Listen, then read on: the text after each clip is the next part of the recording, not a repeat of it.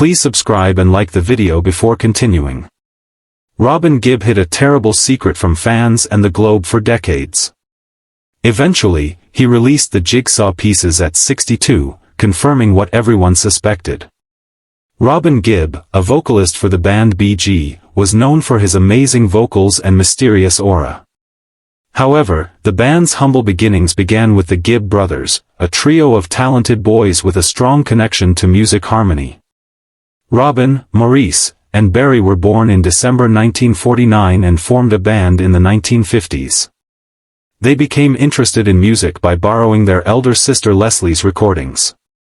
They listened to Elvis Presley, Tommy Steele, the Everly Brothers and other legends. They made fake guitars out of boxes and pretended to perform. In 1956 the brothers made their first public appearance at the GMA, a movie theater a few blocks away. All the kids were allowed to pantomime songs, so they brought their sisters' records with them. They practiced with some neighborhood kids named Paul Frost and Kenny Ricks, and they called themselves the Rattlesnakes as they were about to perform the sound. Tech dropped and smashed Leslie's record. How unlucky for the brothers, but the brothers Gibb weren't the type to back down from a little challenge. Thankfully Barry had a real guitar with him, so they performed while he strummed his guitar. The next thing they knew, all the kids loved it. From that point the brothers became eager to pursue singing and to be discovered. By May 1958 the Rattlesnakes had called it quits after Paul Frost and Kenny Horks left the band, but the Gibb brothers weren't about to stop. They decided to regroup and formed a new band called We Johnny Hayes and the Blue Cats, with Barry taking on the stage named Johnny Hayes. The family left England in August 1958 to start a new adventure in Australia. The family, including older sister Leslie and younger brother Andy, settled in Redcliffe, Queensland, northeast of Brisbane, to pursue music. During a 1959 performance at Redcliffe Speedway, the brothers caught the attention of racing driver Bill Good, who called DJ Bill Gates, who praised their natural harmonies. Gates suggested using the name BGS, a typical initial name with Barry Gibb, to record and play their tunes on the radio. Bill Good and himself Bill Gates later became BGs, referring to the Gibb brothers' father. Hugh became their manager before their win at ESS. While managing his photography business, Hugh dedicated his career to his sons, who were already making a name for themselves on Australian TV shows like Anything Goes and Brisbane Tonight. As children, their father taught them Mills Brothers songs and their mother Barbara chose their outfits. Kipner recognized the Bee Gees' potential and began managing them to help them transition from festivals to record labels. Despite working with Festival Records for distribution in Australia, the BGS received a fresh start with Spin Records. They reached out to Aussie Byrne, a talented engineer who believed in their abilities. Byrne welcomed them into his cozy custom-built studio at St. Clair Studios in Hurstville, Sydney, where they began recording. In February 1967, the BGS auditioned for Robert Stigger, a music industry veteran known for identifying talent.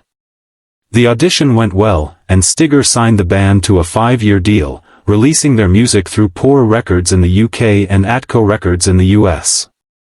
This set them up for international success, with comparisons to the Beatles.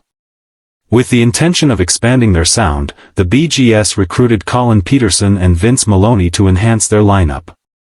Their next British single, New York Mining Disaster 1941, stirred up quite a buzz. Radio stations received copies with no labels, just the song title, sparking rumors that it might be a new Beatles release. The mystery around the track really hooked listeners, and New York Mining Disaster 1941 and quickly climbed the charts, hitting the top 20 in both the UK and the US. This was an exciting milestone for the BGS, who were eager for that kind of recognition. Finally they were being noticed on the international stage, catching the eye of fans and critics alike. With that momentum, the Bee Gees' journey continued, full of ups and downs, critical acclaim and a lot of pressure. While they worked hard to cement their place in the music scene, the band faced some internal struggles and creative clashes. In 1968, just when their popularity was peaking, they had a big 7-week tour lined up in the US, but right before it kicked off, Robin Gibb collapsed and had to go to the hospital. He was diagnosed with nervous exhaustion from all the stress he'd been under. This threw the BGS into a tough spot, forcing them to make some hard decisions about their lineup and future. Even when Robin was out of the picture, Barry and Maurice kept making music, but it just didn't feel the same without his voice. As time went on, things got pretty tense and they had some creative clashes.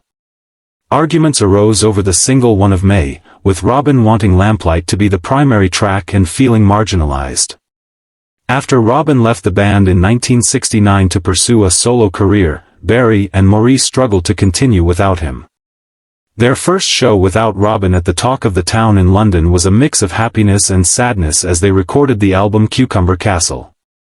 Robin's absence was hard to ignore. Meanwhile, Robin had success with his solo hit Saved by the Bell, which sparked talk about what would happen with the BS. As Robin's solo career took off, it became tricky for Barry and Maurice to keep the duo going strong. They started exploring individual projects but hit some bumps along the way. Once super close, the brothers were now going their separate ways, leaving fans wondering if the BGS would ever reunite. By the mid-1970s they began to mend their rocky relationship. While on vacation in Spain, Barry found himself reflecting on everything that had happened. Maurice reached out to Robin to share his apologies about their earlier arguments, and that simple gesture helped bring the BGS back together, ready to make music as a trio again. Their reunion turned out to be a success. In 1971 they dropped their 9th album Trafalgar, which included the hit single How Can You Mend a Broken Heart. This track helped them make a comeback, getting back into the UK Top 10 after. During difficult personal and professional situations in the 1970s, the BGS saw an unexpected decline.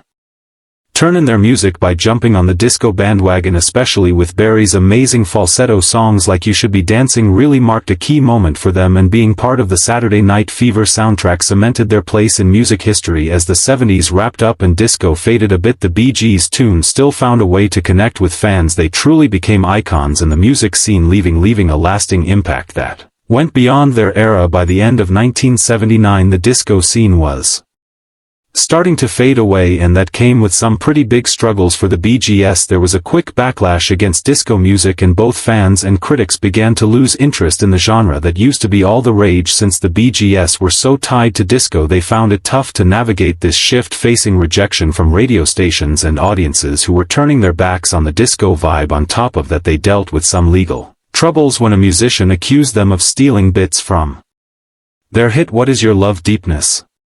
Initially, the court sided with the accuser as the Bee Gees lacked expert proof, but the decision was overturned and they were cleared.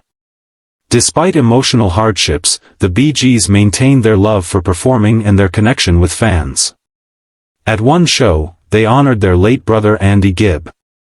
Robin and Maurice launched a global one-night-only tour, fueled by fan support.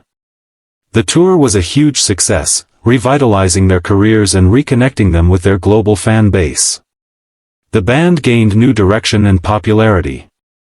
In 2002, the band faced health issues and Maurice Gibb, the heart and humor of the band, passed away unexpectedly.